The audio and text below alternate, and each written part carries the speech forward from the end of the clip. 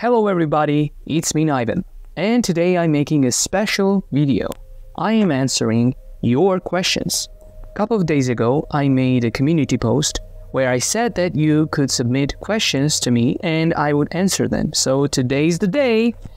I know not many people were aware of this, and if you are right now, you can actually go down in the comment section right now to this video and write down a comment, a question, and I will try to answer them. Now, for the rest of you who submitted questions, let's just keep rolling. Alright, so our first question is coming from Beat Me Out Tame. I butchered that name, sorry. Would you rather fight 50 scorpion-sized gorillas or one gorilla-sized scorpion? Well, would I rather fight 50 scorpion-sized gorillas or one gorilla-sized scorpion? I would say 50 scorpion-sized gorillas. I mean, scorpions aren't that huge, I guess. They're like, I mean, they are big insects, but they're not super huge. And gorillas, yeah, I'm not sure. Like, I would definitely be terrified by a gorilla-sized scorpion because, like, that tail would snap the shit out of me. So, pardon my French, but it would fuck me up really good. I could at least squash some of the gorillas, but yeah, I would rather fight 50 scorpion-sized gorillas because, like, at least, well, depending on the gorillas. Like, some gorillas are very lazy and they don't really care about anything, so they're not that strong. Maybe I'm wrong, but right now I'm going with 50 scorpion-sized gorillas because a huge scorpion would, like, definitely kill me. So, yeah. Alright, question number 2, coming from It's Grouse. Great content creator. What's your inspiration in making games? That's a great question. My inspiration primarily comes from the content that I consume. I watch a lot of horror movies. I watch a lot of horror TV shows. I also read a lot. I neglected reading a couple of months ago because there are lots of things going on in my life, and mostly I've been just consuming gaming content and trying to make games. But yeah, if I ever read a great book, I would definitely try to make a game based on the ideas from that book, and that's actually more accurate. Overall, of course, I'm very inspired by other developers, people who make games, and primarily I make horror games, so that's where my inspiration comes from. Although there might be some like arcade games, some FPS games which I'm very inspired by, and yeah, it depends, but basically my inspiration comes from the content that I consume, the movies and other games. So great question, thanks. Now let's move on to the next question, which comes from Halloween. Thank you very much. She's an amazing content creator and she's a friend of mine too. So, how do you come up with game ideas? That's a great question. Another one. Well, I do come up with game ideas actually at work. I do have a regular job. I work at the health insurance, and yeah, the ideas sometimes do come from, like, when I'm working and I think of something and then it just goes into my mind and it doesn't escape me, so I have to write it down, or maybe I have to record it on my phone, and yeah, it comes from nowhere. But sometimes it may come from movies, as I said. It may come from just basically going around the city and just thinking about some really bad stuff. But yeah, and also a lot of game ideas actually come from other games which I'm being inspired by. So I hope that answered your question, Halloween. Thank you. Question number 4. What made you want to make video games? Now, that's an amazing question. What were my origins? Actually, I was very inspired by watching CJU Games and John Wolf. Those are two content creators on YouTube, and they used to play those, like, scary games. I wasn't a huge fan of PewDiePie, but I used to watch, like, smaller channels, And at that time, those were smaller channels. And I used to be fascinated by like how much impact can a developer make on a person. And then I would see those people making games and I was like very inspired. But then I tried to make some movies. Like I really wanted to make movies, and that's why if you see my games, if you play my games, you can see that most of them, practically all of them, are very atmospheric and very story driven because I always wanted to make movies. But then my friend came with the suggestion that let's make a video game, because he knew how to make games in Unity, and then we started making games, and then I started working on Blender, and yeah, it's a long story, but what made me want to make games was the impact I saw the developers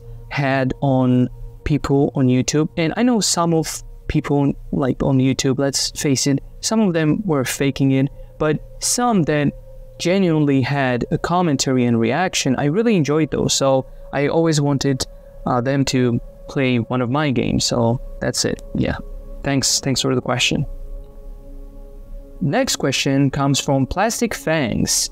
Yet another great content creator which always supports me. They always play my games and I want to show huge appreciation to them. So thank you very much. Question is, how many languages can you speak? Well, I can speak English. I can speak German. I can speak a little Spanish and Portuguese at times, but Spanish better. And also I can speak in Georgian. One of my friends is from Georgia and they taught me some words. So yeah, German, Spanish. Oh yeah, also I know some Russian. So yeah, that's all the languages. So besides English, it's German, Spanish, Georgian, and Russian, like 4 languages. But to be frank, those languages are never in use in my daily life because I go to work, I come from work, I socialize with my friends, with my wife, and then I play video games. So that's it. That's all. I really don't need those languages. But if I ever had to visit one of the countries like in Germany, in Spain, or maybe, I don't know, other countries, yeah, I would definitely speak their language. So yeah, thanks for the question. And our last question comes from Niven Dev, which is actually a good developer. I played their work and I really liked it. So they have a comment with 3 questions. Question number 1, do you find it difficult to balance your private life and game development? Yes. Also, I'm having a big difficulty balancing my game development and game review playing, because I love playing games. I love horror games. I can play them all day. I love other games. Like I am a huge gamer and I enjoy all the arcade stuff, all the RPG stuff, but I really don't have time for it. Now, game development, I always have time because it can come quickly and go away at the same rate. What I mean is I can make a game in less than a week or less than a month. Meanwhile, if I ever try to play a really good game, it takes time and yeah, it's very difficult. Now, as for my private life, sometimes, usually, especially a couple of months, I've been struggling because there are a lot of things, there are a lot of changes in my personal life coming to, and yeah, there are a lot of working issues, work-related issues, which I really don't want to discuss. But yeah, everything is going overall great. But yeah, it's very hard to find a balance. Although it keeps my life fresh and keeps my life interesting. So that's it. Second question they are asking is, how much time do you spend on average on your projects? That's a fantastic question that no one has ever asked me. On average, like daily, I can turn my computer on and doodle some stuff. Maybe 2-3 hours, I bet, because yeah, I don't always have clear idea what do I want to make. Like, well, it's not always precise because again, I might do something that I want to do in 2 hours, but sometimes it might take 5 days. And the inspiration again doesn't come always. Like when I come back from work and I'm very tired and I sit down and I force myself to do a game, it always the end result is trash. I make trash stuff and then I erase all of it and start over, because you need to have the inspiration, you need to have that, like, that sense, that feeling that you are making a game. Otherwise, it just won't work. So forcing to make a game and working on a project is really a bad thing, which also I wouldn't recommend. That's the recommendation I can give to any beginner or even advanced developers, because I know that some developers work super hard, and especially AAA games, they don't come out as good as they should because they are forced to work on their projects. How much time do you spend on average? Yeah, I answered that question, I hope, yeah, I hope it was satisfying. And the last question they're asking is, what is your engine of choice and why? Currently, a lot of you know that I'm using CopperCube 6, which is a free game engine available to download. And I haven't always been using CopperCube 6. I used Unity, I worked on Unreal, and I worked on Godot engine. I also tried a Game Maker, which didn't really... I wasn't a huge fan of it.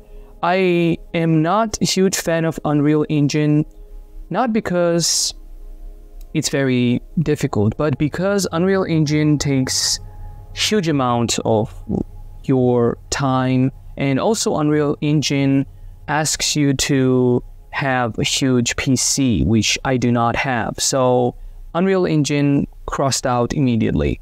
Now Godot or Unity, I worked on Godot before the updates. They have new updates on Godot, and I frankly am not a huge fan of. Again, I'm not using the engine, but what I'm trying to say that I played a lot of Godot games, and recently there have been a lot more than Unity. And their games just crash. Sometimes I can play the game and then the second time I played, the game crashes. And I think Godot is not a reliable game engine. Now, I'm saying this from a perspective of a player, because every time I play games made with Godot, even once they have the best performance, they still have bugs, they still crash, and yeah, it's very problematic. On the opposite of Unity, I've never seen a Unity game crash on my PC. Never ever. Like, I've downloaded some hard, high-resolution 8K games made with Unity, and they never crashed. So that's one good thing about Unity. Although with the current situation in Unity, and there were some, scandals which I really don't know, but I've heard of, so I don't want to talk about it.